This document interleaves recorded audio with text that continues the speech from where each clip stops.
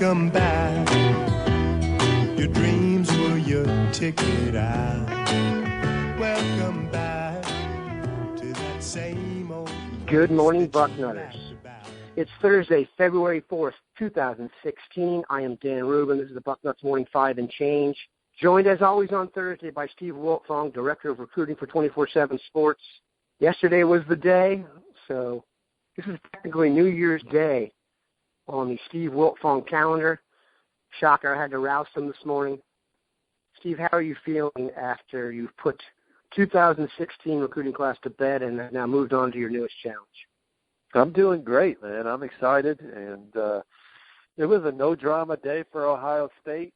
Malik Harrison and Malcolm Prigion smoothly joined the fold, and everyone got their letters of intent in quickly, and it was smooth sailing for Ohio State, which, in my opinion, they finished fourth in the 24/7 Sports recruiting rankings, but I would take that class second over the others outside of Alabama. So I really like what Ohio State did in this class. I think it's the best offensive class in the country, and easy to see why Urban Meyer and company were excited yesterday when they talked about this group and how many guys could play early. Much of the national buzz today is about Michigan after they signed Rashawn Gary yesterday, and the slumber party circuit that Jim Harbaugh was on. How would you compare Ohio State's class to the others in the Big Ten? Well, Ohio State signed the number one class in the Big Ten. Michigan signed a larger class, which had a few more bodies, which put them. Michigan signed a good class too. I like Ohio State's class a little bit better, but that was a big win for the Big Ten in general. That Michigan won for Rashawn Gary. Ohio State was really the only school that typically could win a recruiting battle like that before. And for Michigan to win that one, that was a good win for the league. It's not easy to beat schools from the SEC and Florida State or Clemson late in the process. Those schools do a great job of closing. Dabo Swinney's quickly become one of the best head coach recruiters in the country, and really a guy that I'm starting to put Dabo Swinney on that same level of an Urban Meyer in the recruiting role, because he's really involved in it and brings a ton of energy as well. And so that was just a great win for the league. But I like Michigan State's class. It wasn't a good signing day for the Spartans, but that was just one day of the whole process. Sometimes people get overboard with that. I was surprised Prince Salmons went to Auburn. I think a lot of people had him signed to Michigan State going into the day. For Michigan State, they signed 9 4-stars, 8 from the Midwest. So it was a good class for them, and their track record of development. Penn State also, they had a tough finish, but where Penn State really hit in this class was on the offensive line. I think they signed a talented offensive line. That's really been one of their struggles. Last year, Penn State took a lot of developmental guys on the offensive line, so they weren't really able to help Penn State be a better football team this year. But they'll be in the mix next year, and some of these freshmen, or these incoming freshmen that Penn State signed, will be more college ready than last year's offensive line group. So they'll get a push from this group too. So they have a step to take a step forward too. I actually think Penn State's going to be a better football team without Christian Hackenberg.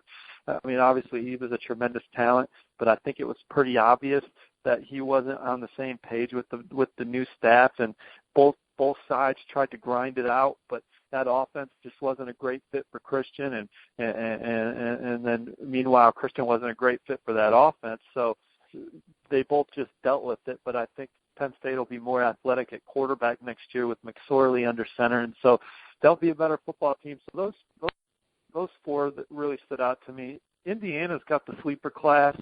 They're still going to be good on offense with that group they got, and they actually got longer on defense. A bunch of guys that weren't highly recruited outside of Jonah Morris, but they got a lot longer. If Indiana can start holding people to under 30, they got a chance to really be a thorn in the side of teams in the Big Ten, and how they were a thorn in the side of the Buckeyes this year, because they could score, but they couldn't stop Ezekiel Elliott, So I'm interested to see Indiana signed Kevin Wilson to an extension. I'm interested to see what they do. Can they get into the top half of the Big Ten? But that's all I'm going to say about Indiana, because people aren't tuned into the Bucknuts Morning 5 to hear football, and they're probably surprised that we're even talking about it. I was going to say, if this is the 2017 cycle, we've just topped the 2016 cycle's yearly tally on Indiana chatter, but I digress. As you know, Steve and I do this show every Thursday, and over the course of the recruiting cycle, there are some names that will bubble up more than others. Anybody who's listened to the show has heard enough about Jordan Fuller and a host of defensive tackles to last them a lifetime. But guess what? We have a new list of names. So Steve and I are going to try and predict 5 names here that you're going to hear just too much of over the next 364 days.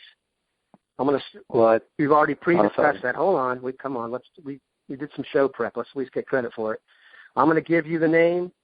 We've already picked the 5, and then you can kind of tell us a little bit about the guy and where the Buckeyes stand, you think, although that really doesn't matter right now. Joshua Kando. Did I pronounce that correctly? Yes, yeah. Joshua Kando, 6'6", 240-pound defensive end, playing at Bradenton IMG Academy, but originally from the DMV, where Ohio State's obviously had a ton of success recruiting blue chippers, as Dan likes to call it, the Wild Wild West. There's really no home team that can claim these guys.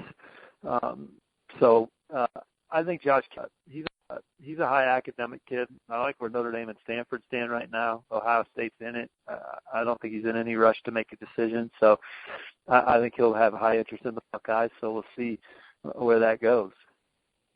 Number 4, Lamont Wade. Yeah, I think that Ohio State's ultimately going to get Lamont Wade, but I think that could go the distance. So we're going to talk a lot about him, but he's very high on the Buckeyes right now, top 100 corner out of Clairton, Pennsylvania, the number 6 corner in the country for the 24/7 Sports Composite. He was actually just on Ohio State's campus this past weekend, had a really good visit again. So we're going to talk a lot about Lamont Wade. And ironically, Wade is in the 24/7 rankings for the class, 58th nationally and the 6th corner. The 59th player rated nationally, and the 7th rated corner is Marcus Williams, and he's already in the fold for Ohio State, so that's good. Number 3, this is a name people are probably already a little bit familiar with, Donovan Peoples-Jones, wide receiver out of Cass Tech. I don't think there's going to be a player we talk about more than Donovan Peoples-Jones, 5-star, the most athletic player in the country. That one is going to go the distance. Ohio State's going to be a finalist. He's going to visit a lot. He's definitely going to be the guy we talk about the most. The fact that Ohio State's had success at Cass Tech recently, how much do you think that helps for a guy like this? Well, certainly it helps because, but the Kerry Combs loves going into Detroit and recruiting against Michigan and Michigan State. It's like his hobby.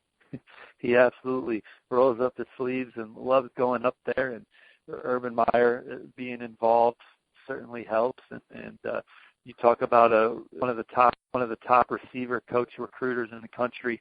I mean, Zach Smith's obviously a great coach on Saturday, but he's also a hell of a recruiter. Finished like number 11 in our recruiting rankings this year. Went and got Austin Mack. Notre Dame used to get whoever the hell they wanted out of Fort Mack. Went to Ohio State. I mean, that was a big recruiting win for Ohio State. I mean, everyone was a Notre Dame lean in that city. And Austin Mack was early in the process, too. He's a Buckeye. Benjamin Victor, that was a hell of a recruiting win. So Zach Smith's going to be involved in this one, too. The question is, some people think Donovan Peoples-Jones, could easily go away, whether that's USC, Stanford, or Florida. Florida had a lot of early buzz because that's who he grew up rooting for. And he's a high academic kid, so Stanford you could easily see that one. And then USC, T. Martin's a great recruiter that's going to be involved there. But then you got Michigan, Michigan State, Ohio State, and Notre Dame. Those 4 are going to be in it also. So it's just going to be a battle, and it's going to go the distance, and there's going to be twists and turns, and Donovan's going to keep a lot of things to himself. And so there's going to just be a lot of speculation. That one's going to be the wild one to follow, and he's going to be talked about the most, no question.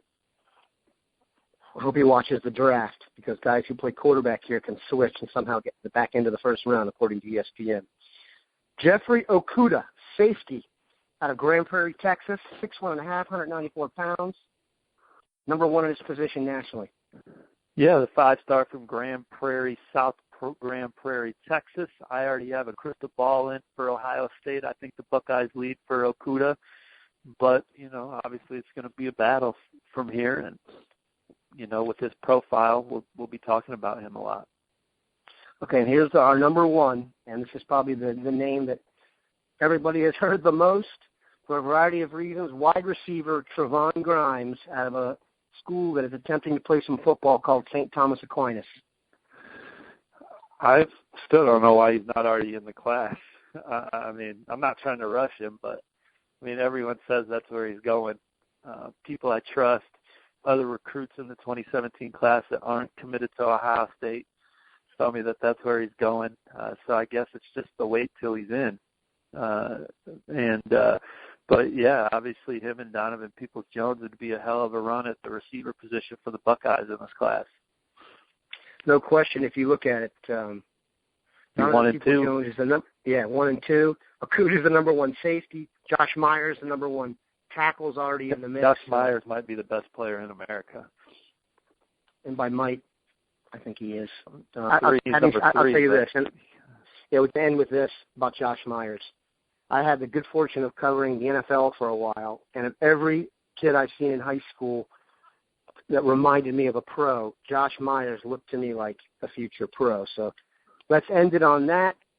Let's be thankful that we have Steve for another 364 days until signing day. Let's hope everything works out the Buckeye way again. Steve, we thank you. Have a great one, Bucknutters. Appreciate it.